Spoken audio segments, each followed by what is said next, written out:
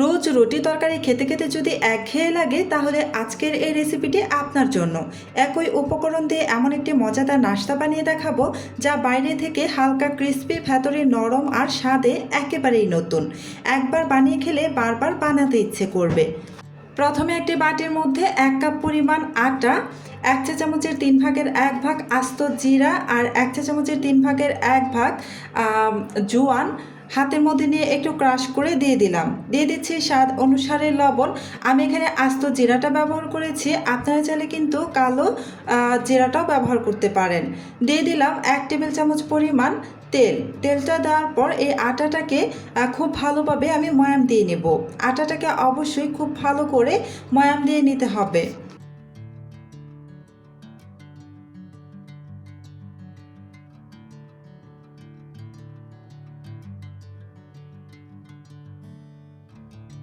আটাটাকে আমি খুব ভালো করে ময়াম দিয়ে নিয়েছি। এবার এখানে দিয়ে দিচ্ছি নর্মাল পানি অল্প অল্প করে দিয়ে একটা ডো বানিয়ে নেব। আমরা সাধারণত যেভাবে রুটি পরোটা বানানোর জন্য ডো বানিয়ে থাকি ঠিক সেভাবেই ডোটা তৈরি হবে।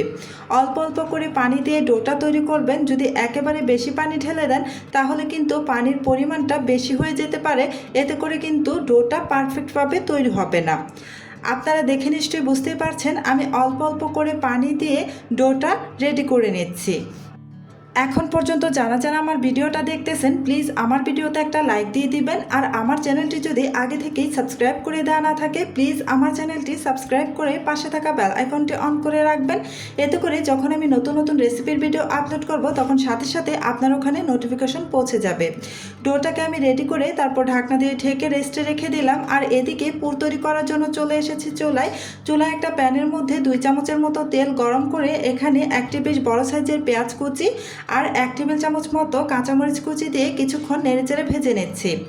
কিছুক্ষণ নেড়েচেড়ে ভেজে নেওয়ার পর এখানে আমি কিছু উপকরণ দিয়ে দিব। প্রথমেই দিয়ে দিচ্ছি স্বাদ অনুসারে লবণ, 1 চা চামচের 3 ভাগের 1 ভাগ হলুদের গুঁড়ো, 1 চা চামচের 3 ভাগের 1 ভাগ মরিচের গুঁড়ো।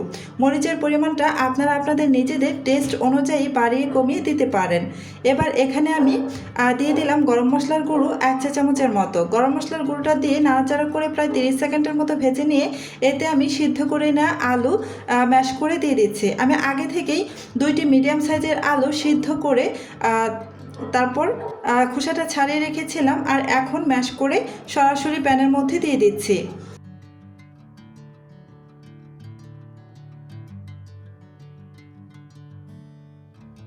এবার বেশ ভালো করে নাড়াচাড়া করে কিছুক্ষণ ভেজে নেব। একটু সময় নিয়ে কিছুক্ষণ ভেজে নেবেন। যত ভালো করে ভাজবেন ততই কিন্তু এই পুরটা খেতে ভালো লাগবে।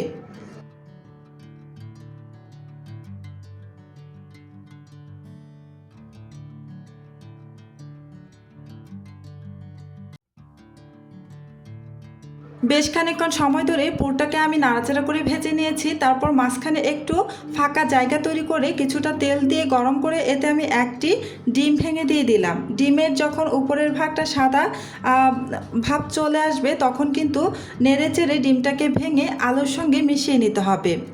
ডিমের উপরিভাগটা কিন্তু হালকা সাদা ভাব চলে এসেছে। এবার আমি এই ডিমটাকে নাড়াচাড়া করে আলুর সাথে ভালো করে মিশিয়ে নেব।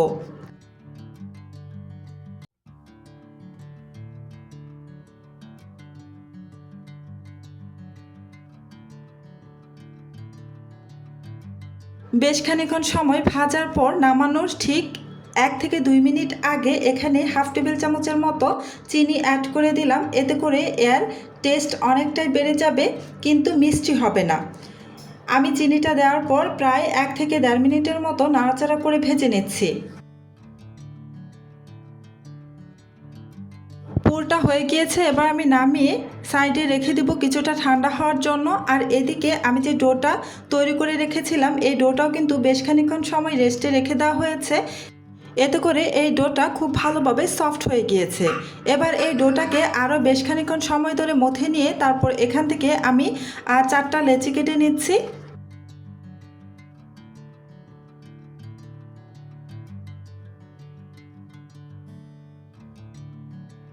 4টি লেচি কেটে নিয়ে এখান থেকে একটি লেচি নিয়ে আমি বেশ বড় মিডিয়াম সাইজের একটি রুটি বেলে নেব। আর রুটিটা কিন্তু একটু পাতলা করে বেলে নিতে হবে, মোটা করে বেলে না চলবে না। যদি রুটিটা পাতলা করে বেলে নেন তাহলে কিন্তু এই নাস্তাটা উপরের ভাগটা বেশ ভালোভাবে ক্রিস্পি হবে আর খেতেও কিন্তু বেশ সুস্বাদু হবে। আমি মিডিয়াম সাইজের একটা রুটি বেলে নিয়েছি আর পাতলা করে বেলে নিয়েছি। এবার উপর থেকে আমি পুর ছড়িয়ে দিচ্ছি।